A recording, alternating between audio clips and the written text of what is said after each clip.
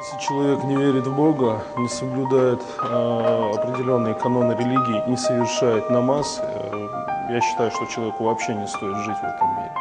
Кроме намаза ничего нет. Намаз – это вообще основа основ, начало начала. Не совершив намаз, у меня, например, не начинается день.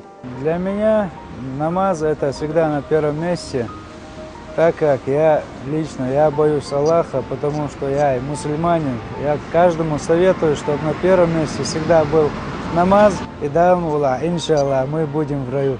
Конечно, намаз в моей жизни занимает главное место. После намаза я чувствую успокоение и ощущение, как будто помылся изнутри.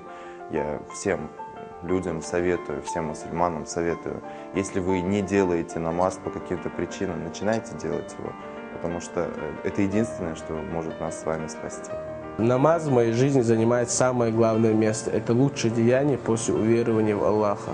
Намаз в моей жизни, как и в жизни каждого мусульманина, занимает очень важное и первое место. Это один из 5 столпов, который должен соблюдать каждый мусульманин. Намаз занимает первое место в моей жизни, так как это является общением со Всевышним Аллахом, потому что Всевышний Аллах зовет тебя в 5 раз в день. И как говорил наш пророк Мухаммад, саллаллаху алейхи вассалям, намаз это является моим счастьем. Намаз должен быть главным в жизни любого мусульманина. В моем сердце намаз занимает первое место. Счастье, когда есть возможность поклоняться Всевышнему Аллаху.